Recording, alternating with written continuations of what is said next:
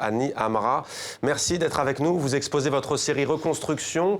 Vous êtes arrivé hier soir à Paris en provenance de Jérusalem. Alors, vous vous apprêtez à présenter tout à l'heure vos œuvres à ce festival Pèlerinage en décalage.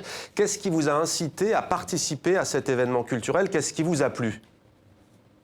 Eh ben, en fait, tout simplement, ce qui m'a poussé à venir, c'est effectivement l'isolement dans lequel on vit en tant que Palestinien. Il faut savoir qu'on vient de loin en Palestine, on vit dans un isolement assez terrible, et que de pouvoir sortir et de s'exprimer, de pouvoir sortir de toute cette ambiance d'occupation, de tension, pour pouvoir s'adresser à un public différent et faire des rencontres différentes, c'est très important pour nous. Ça nous permet d'exister, d'avoir de l'espoir et peut-être, pourquoi pas, de donner de l'espoir aussi.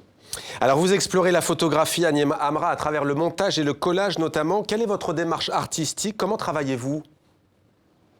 Alors, cette série Reconstruction, aujourd'hui, je fais de la peinture et cette série Reconstruction, effectivement, c'est de la photographie.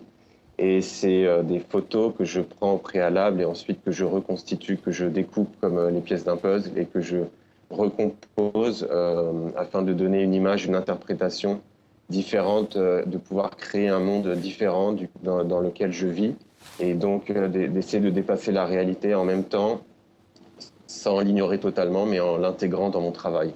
Alors justement, il est question de l'expression de soi par reconstruction d'un monde. Vous observez ce monde, cet environnement de manière aiguë. De quel environnement s'agit-il? Qu'est-ce que vous scrutez? Est-ce que c'est la vie dans les territoires palestiniens ou est-ce que vous élargissez au fond votre vision des choses?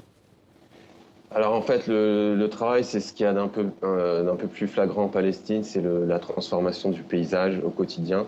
C'est un paysage qui est en proie à des grands travaux gigantesques à l'échelle d'un pays, des repères qui changent, qui disparaissent, qui viennent, qui réapparaissent. Et donc c'est important pour moi, c'était important de porter un témoignage à tout ça, tout en m'exprimant, évidemment, et pas simplement faire du documentaire, mais aussi pouvoir attirer l'attention du spectateur par un travail artistique et une recherche esthétique, tout en étant plaqué sur ce réel qui change tout le temps et ce paysage palestinien qui est sans arrêt transpercé, traversé par des autoroutes et voilà, et ces terrains vagues, ces zones tampons, ces no man's land et tout ce paysage qui est assez parlant en Palestine.